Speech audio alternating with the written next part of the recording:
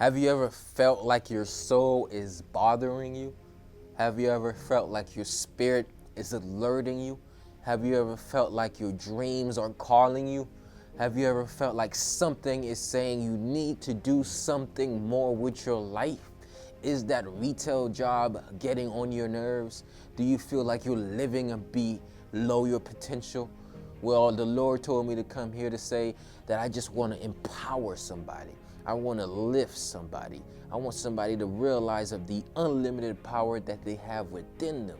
Every day we're working through life, we're doing things just to get by. And I'm here to say to you, do not let the shackles of your job, do not let the shackles of your responsibilities stop you from managing the thing that God has called you to manage. The Lord, the Creator, when He created this planet, He said, yes, I have the land, I have the plants, I have the animals, but I need somebody to manage it.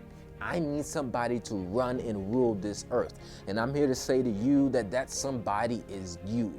You've been bestowed the responsibility of not only managing your life, not only being the chief executive officer of your destiny, but managing the gifts, the abilities, the ambitions, the urges. Like I have the urge to push you, I have the urge to motivate and inspire you.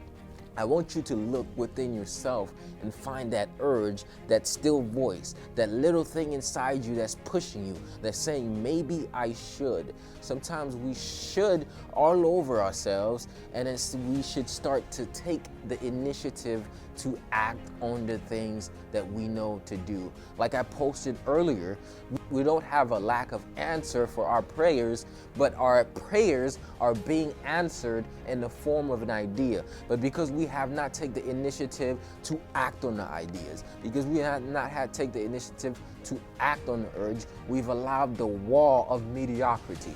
We've allowed the walls of, I don't know what's going to happen if I quit, if I move on, if I try, what if I fail? All of these negative thoughts come up, and we never take the initiative to allow ourselves to manage our destiny.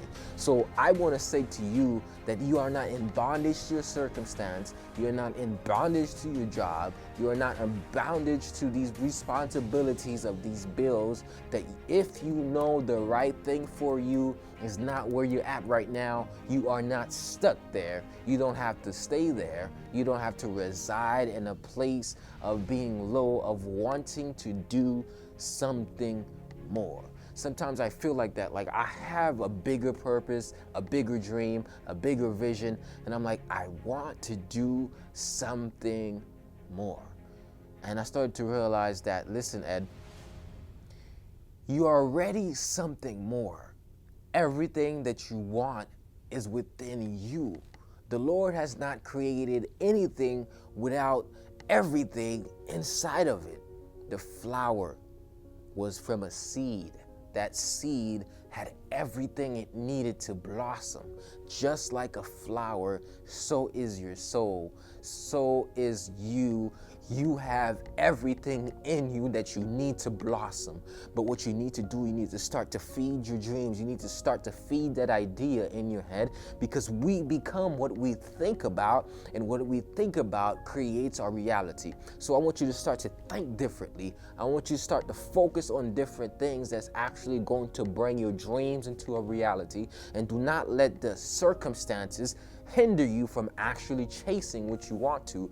Do not let your job stop you from achieving your passion. You could just say, okay, I'm not going to quit, because I know if I do, I might really lose everything and end up on the street. But I'm telling you, you can say, today I'm going to do one thing that will get me a little bit closer to that deep, deep inner desire telling you that there is something more for your life. Today, if you're listening to me, I just want to motivate somebody. I want to push somebody. I want to empower somebody. And I'm saying that the power of God is with you, and He's telling you right now, it is time. Your time have come. So it's time to take that opportunity of the person that you are.